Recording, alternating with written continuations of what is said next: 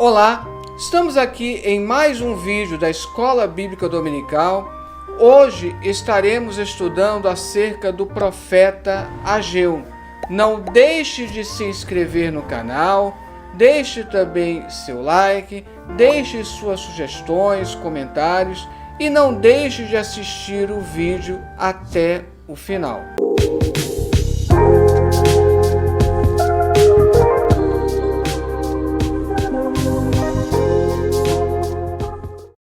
Nesta lição, veremos como Deus, por meio do profeta, repreende, desafia e anima o seu povo. As palavras proféticas mostram uma estreita relação entre a obediência e a bênção de Deus. O nome Ageu significa festivo ou minha festa de gratidão. Ageu foi a primeira voz profética a ser ouvida depois do exílio babilônico. Ele foi contemporâneo de Zacarias. Isso é importante observar. Lá no livro de Esdras, os dois aparecem no mesmo contexto, tanto Ageu quanto Zacarias. E também de um famoso pensador chinês chamado Confúcio, que revolucionou, portanto, o modo de pensar no Extremo Oriente, na mesma época em que Ageu e Zacarias motivavam o povo judeu a reconstruir o templo de Deus, obra que já estava em andamento há 15 anos. Embora o livro não tenha título propriamente dito, lá no primeiro versículo é a introdução ao primeiro oráculo, a época do profeta fica perfeitamente delimitada ao longo da obra. Sua atividade se estende desde o dia 1º do 6º mês do ano 2º de Dario I até o dia 24 do 9º mês. Tanto aqui, Ageu, depois vamos ver também Zacarias e Ezequiel, são conhecidos por serem profecias muito precisas com relação à cronologia. Em nosso cômputo, estas datas são interpretadas habitualmente como desde 27 de agosto até 18 de dezembro de 520 a.C. Devido a essas informações precisas, nós conseguimos colocar a data precisa e o ano também. É possível, como pensam alguns autores, que a atividade de Ageu se tenha estendido aos períodos imediatamente anterior e posterior. Entretanto, pouco sabemos a respeito de Ageu. Alguns, baseando-se em 2:3, dão como certo que em 521, 520 a.C., ele era de idade avançada, mas não é um dado seguro. Tampouco sabemos se nasceu na Palestina ou se retornou da Babilônia com os exilados. Isso porque o contexto histórico mostrado lá no livro de Esdras mostra tanto Ageu quanto Zacarias aparecendo de repente. Quanto à sugestão de que era sacerdote, parece descartada por causa da consulta que lhes faz lá no capítulo 2, versículos 10 a 14. Prescindindo da divisão em oráculos, o livro apresenta uma estrutura muito bem pensada com 2 blocos, que quase corresponde aos 2 capítulos, de temas que se repetem como indica Shari. Crítica ao povo, depois descrição da miséria, depois volta à bênção e um oráculo messiânico, lá no início do capítulo 2. Aí depois, no restante do capítulo 2, volta essa mesma estrutura de crítica ao povo, descrição da miséria, volta à bênção, oráculo messiânico. Parece muito provável que a redação final não seja de Ageu, mas de seus discípulos, já que fala do profeta na terceira pessoa. Praticamente, todos os profetas, eles tiveram os seus livros complementados por discípulos. Os profetas menores dos séculos VI e V a.C. trataram de interesses e assuntos que surgem das experiências do exílio e volta à pátria. Deus era realmente soberano sobre os assuntos dos homens e das nações? As nações pagariam pelos maus tratos feitos ao povo de Deus? Deus cortara a relação de conserto com Israel? As promessas aos pais, que formavam a base das visões dos antigos profetas, realmente se cumpririam? Nada se sabe sobre o profeta Ageu ou seus antecedentes. Provavelmente ele nasceu na Babilônia, embora não tenhamos certeza, como também já falamos antes, e foi um dos que retornou do cativeiro junto com Zorobabel, segundo o decreto de Ciro. Ele profetizou durante o período da reconstrução do templo, de acordo com o registro de Esdras, e foi o primeiro chamado a profetizar depois que os judeus retornaram para Jerusalém após o exílio da Babilônia. Ageu começou a profetizar 16 anos depois da volta do primeiro grupo. Isso aqui é um dado importante. Para nós entendermos o contexto histórico, tanto de Ageu quanto de Zacarias, precisamos analisar lá o livro de Esdras, pelo menos o capítulo 5, que é onde os dois aparecem. Parece que Ageu não precisava ser nem apresentado nem identificado, porque também lá em Esdras, ele é simplesmente o profeta. E a julgar pela repetição aramaica de Esdras 5:1, os profetas, Ageu, o profeta, ele geralmente era chamado assim. A ausência de ascendência pode significar que seu pai já caíra no esquecimento, que havia poucos profetas e que, por isso, o profeta era suficientemente específico e que ele era bem conhecido na pequena comunidade judaica. Tanto Baldwin como o Manual Bíblico da CPAD apresentam a hipótese de Ageu ser um homem já muito idoso quando profetizou, como já vimos antes, podendo, inclusive, ter visto o templo antes da destruição. Uma opinião baseada em Ageu 2:3, mas isso aqui é um dado conjectural, não temos certeza. A profecia de Ageu é uma exortação a começar sem demora a reconstrução do templo, pois não poderia continuar em ruínas por muito tempo, mas deveria ser restaurado para a glória de Deus. Está lá no capítulo 1, versículo 8. Isso aqui é um dado bem interessante. Estamos aqui iniciando o último bloco de 3 profetas aqui dentre os profetas menores. Todos eles são profetas depois do exílio. E por serem profetas depois do exílio, com certeza, todos eles se baseiam nessa palavra-chave, reconstrução. Passou o cativeiro, passou o desastre, agora é hora de falar de reconstrução. A ordem vinha da parte de Deus. Subi o monte, trazei madeira e edificai a casa, e dela me agradarei, e eu serei glorificado, diz o Senhor. Essa ordem não podia ser ignorada sem que trouxesse sérios resultados para todos. A seca, a perda das colheitas e a pobreza, que seriam os indicativos da ira divina, como nós temos lá no primeiro capítulo, do versículo 9 ao 11. Por outro lado, Deus abençoaria e traria uma rápida e perene salvação ao seu povo, se, mediante o esforço coletivo, o templo fosse reconstruído. Ageu era um homem de uma só mensagem. Ele representava o Deus que ele gostava de chamar de Senhor dos Exércitos, a fonte de todo o poder, o Senhor das potências militares na terra e no céu. Por que diz aqui que era um homem de uma só mensagem? Pela brevidade do livro, ele enfatiza quase que única e exclusivamente a mensagem de é tempo de reconstruir o templo. A consequência foi que sua palavra tinha autoridade. O clima obedecia às suas ordens, todo o universo estava ao alcance da sua mão, e um dia seria sacudido por ela. Assim que as prioridades estivessem na ordem certa, a presença do Senhor entre o povo se tornaria evidente pela prosperidade que acompanharia tanto a construção como a agricultura. Esta certeza da salvação do Senhor no presente e no futuro permeia a mensagem de Ageu e põe nele a marca do verdadeiro profeta.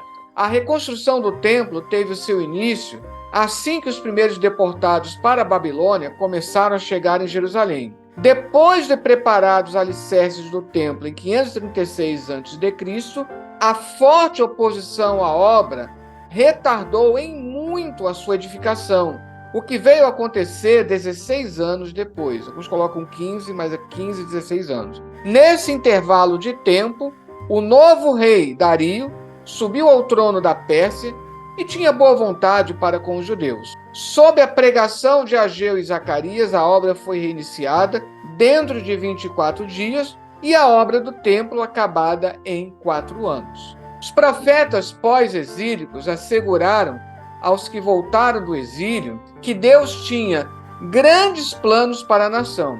Ageu focalizou a atenção do povo no templo.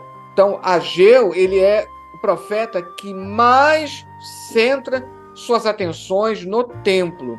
O trabalho no templo fora suspenso devido à apatia e oposição.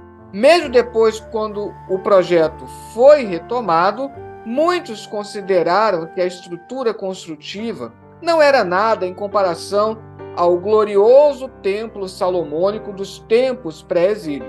Não obstante, Ageu predisse ousadamente que as riquezas nas nações acabariam fluindo para o templo e que a sua glória ultrapassaria a do templo de Salomão.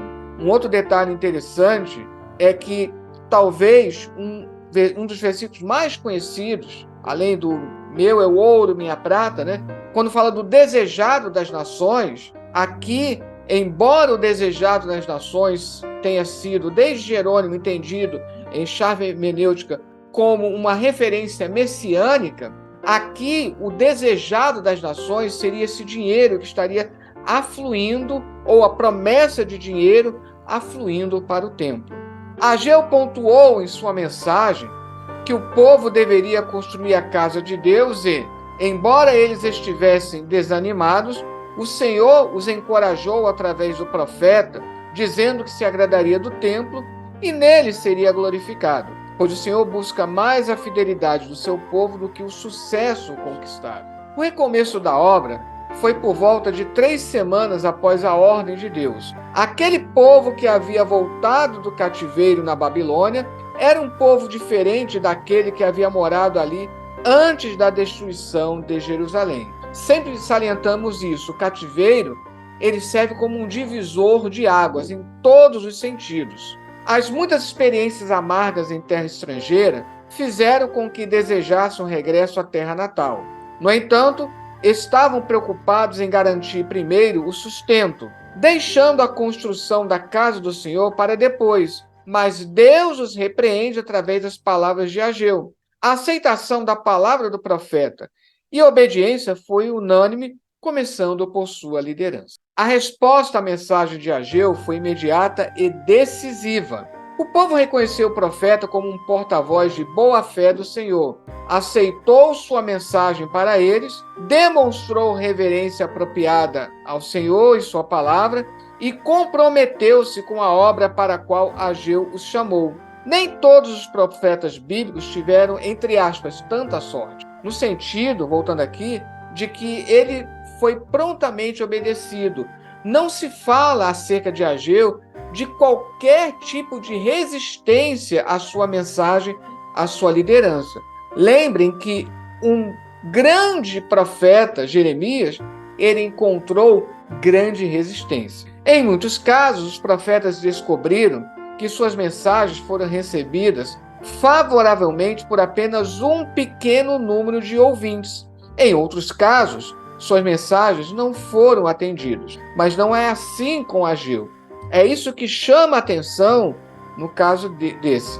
O governador, o sumo sacerdote e todo o povo reconheceram que o Senhor havia enviado Ageu a eles. Depois que o povo foi exortado a considerar os seus caminhos e a construir o templo de Deus, o Senhor assegurou que se agradaria dele e nele seria glorificado. No período de 27 dias, o alicerce, que tinha sido o início da primeira restauração, foi desobstruído e o povo trabalhou bastante para que começasse a aparecer os primeiros contornos e a configuração geral do edifício. No entanto, a simplicidade deste segundo templo, comparada à majestosa obra de Salomão, trouxe tristeza aos idosos que tinham presenciado a grandeza do primeiro templo. É aquela famosa passagem em que, por conta disso, há a promessa de que a glória da segunda casa será maior do que a da primeira. É preciso ter em mente que o templo significava a presença de Deus entre o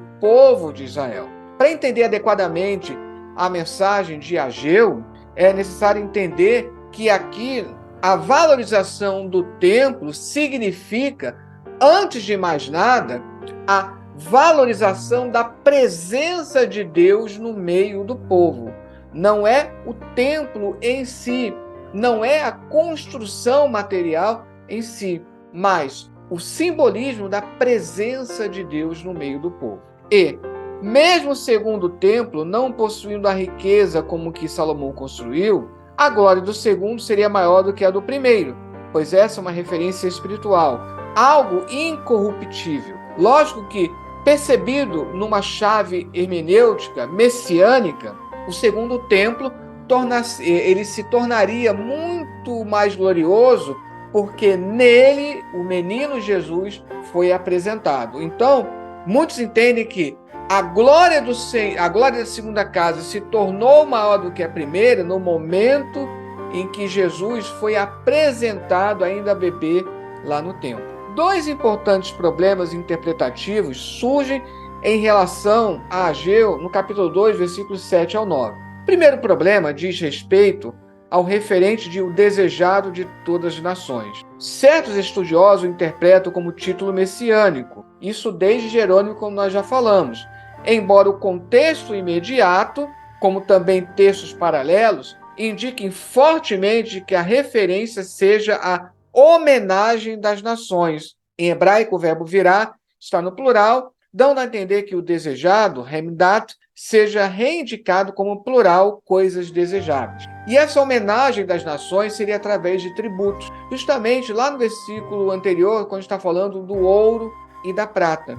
Isso não anula a mensagem messiânica. As mensagens proféticas, elas sempre têm uma dupla aplicação. Então, do ponto de vista exegético, ou seja, resgatando qual foi a mensagem original, o contexto da época, o desejado das nações são as riquezas que são prometidas, que vão afluir para o templo. Agora, olhando mais à frente, numa chave hermenêutica messiânica, está apontando sim para o Messias, para Jesus Cristo. O segundo problema é pertinente ao cumprimento de Ageu 2:9. Há intérpretes que entendem que esta profecia se cumpriu quando Herodes ampliou o templo ou com a presença física de Jesus no templo, enquanto esteve na terra durante o primeiro advento. São muitos que entendem que isso se cumpriu mais exatamente, como eu já falei antes, no momento em que o menino Jesus foi apresentado no templo. E logo depois, quando Jesus voltou a visitar o templo com 12 anos, e depois, quando ele voltou ali para pregar o sermão escatológico. O contexto, porém, une a glorificação do templo com a subjugação dos gentios, ocorrência que nunca aconteceu antes da destruição do segundo templo em 70 depois de Cristo. Ao que parece, esta profecia se cumprirá junto com um templo futuro. Então há ainda essa outra possibilidade, que a glória prometida aqui seria do templo reconstruído, ou seja, do templo milenial.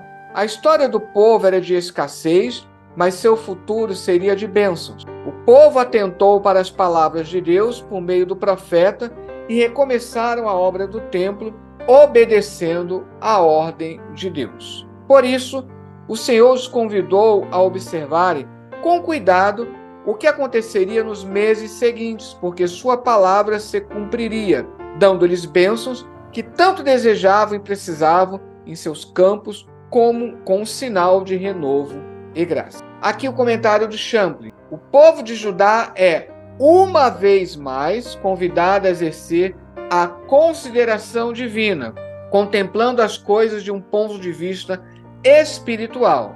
Eles precisavam pensar cuidadosamente nas coisas. No passado, os judeus haviam fracassado e tinham sofrido por isso. Mas agora, se concentrasse sua mente e seu coração na questão, poderiam efetuar uma mudança através do arrependimento. Se começassem a edificar o templo com vigor, então todos os aspectos de sua vida se aprimorariam. Ageu encontrou um povo desanimado para a reconstrução de uma obra que já havia começado a ser feita alguns anos após a volta do exílio babilônico. Mas o povo se intimidou com a oposição dos inimigos, principalmente dos samaritanos. Fazendo aqui uma leitura espiritualizada dessa temática de Ageu, se passamos por um período de cativeiro de nossa vida, se passamos por um período de deserto, e se estamos desanimados para a reconstrução do templo de nossas vidas, do altar da nossa adoração a Deus, nós precisamos que a profecia nos anime para que nós possamos, o quanto antes, começar em nossas vidas a obra de reconstrução. A obra do templo precisava ser concluída, mas, além de desanimados, intimidados e sem recursos, o povo estava com suas prioridades focadas em suas vidas particulares. Estavam preocupados em reerguer suas casas, enquanto a casa do Senhor estava abandonada. A palavra de Ageu foi um encorajamento para pôr fim àquele estado de letargia espiritual. Um versículo que pode ser relacionado aqui, lá no Novo Testamento, é quando Jesus diz: buscai antes o reino de Deus e sua justiça, e as demais coisas vos serão acrescentadas. O cenário era de abandono da casa do Senhor, enquanto os mais ricos construíam suas casas. Um claro caso de prioridades erradas. Como já dito anteriormente, o templo era o centro religioso da vida do povo. Ele significava a presença de Deus entre o povo de Israel. Sem o templo, a vida religiosa do povo estava subordinada a um lugar de menor importância. É como se hoje relegássemos o altar da nossa adoração a Deus a um segundo plano. Nunca é demais ressaltar que o fato de falar sobre prioridades não exime a responsabilidade e o esforço pessoal de cada um na construção de sua estabilidade financeira. Vamos lembrar da segunda carta aos Tessalonicenses, que fala acerca disso. Alguns, a pretexto da volta do Senhor, estavam deixando de trabalhar. E aí a carta diz de maneira até dura: se não quer trabalhar, então não coma. Não se deve confundir a prioridade do reino com a negligência humana. O fato de darmos prioridade a Deus não significa que vamos negligenciar as nossas obrigações diárias, seja com o trabalho secular, seja com a família, com nossa esposa, com nossos cônjuges, com nossos filhos, com nossos familiares em geral. Os comentários de Ageu nesta sessão sobre a riqueza que flui para o templo não devem ser mal interpretados como se fosse a ênfase total do profeta, como se ele quisesse saber, entre aspas, apenas de dinheiro.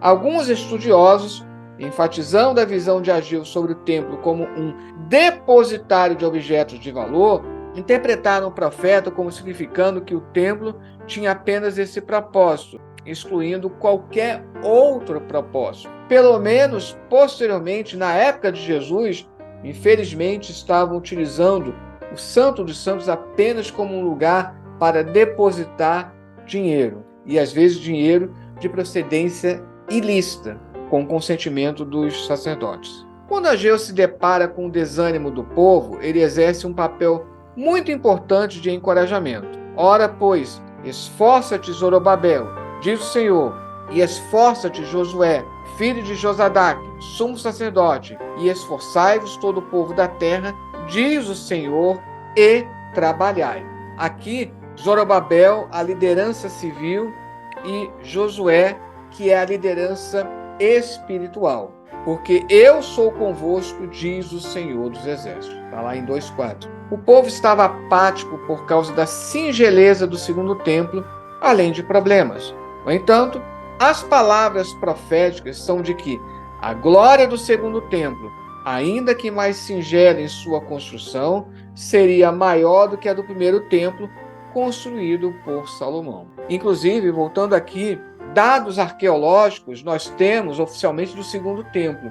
Não temos mais vestígios arqueológicos do primeiro templo. Então, até nisso, podemos dizer que a profecia também se cumpriu. Ser forte, esforça-te, foi a ordem que o outro Josué tinha ouvido muitas vezes, bem como Israel, quando entrou na terra. Há um paralelo interessante entre a exortação de Ageu e as palavras de Jesus lá em Marcos 6,50. Tende bom ânimo, sou eu, não temais.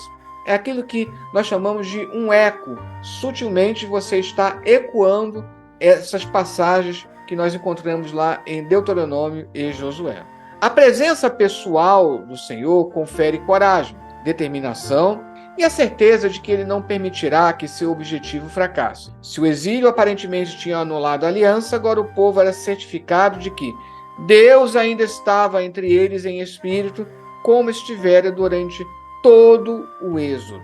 Deus fez uma promessa a Zorobabel, dizendo que o faria como um anel de selar.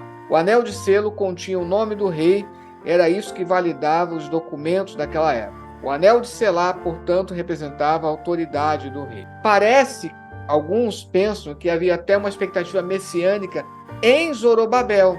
Alguns talvez pensassem, quem sabe ele vai restaurar a linhagem davídica, já que ele pertencia a uma linhagem davídica. Mas, como isso não se concretizou, as promessas feitas a Zorobabel, elas podem ser entendidas como se cumprindo no futuro na figura de Jesus Cristo. Zorobabel, governador de Judá e descendente de Davi, seria o anel de selar de Deus, seu representante oficial na terra. Essa profecia ultrapassa Zorobabel pelos motivos que já expusemos, remetendo para o Messias que haveria de vir. Mais uma vez o comentário do Champlin. A mensagem com que o livro de Ageu termina é uma mensagem de encorajamento para o governador Zorobabel. Adonai haverá de abalar as coisas, ou seja, o Senhor haverá de abalar as coisas, tanto no céu quanto na terra. Para que a nação de Israel gozasse de paz e chegasse a ocupar um lugar legítimo de liderança, teria de haver um tremendo abalo. Reinos teriam de cair para que Israel fosse capaz de soerguer-se. Ora, nenhum grande abalo ocorreu nos dias de Zorobabel, pelo que a maioria dos intérpretes vê aqui uma promessa messiânica relacionada à era do reino de Deus. E aqui, mais uma vez, a bibliografia que eu utilizei durante todo esse estudo.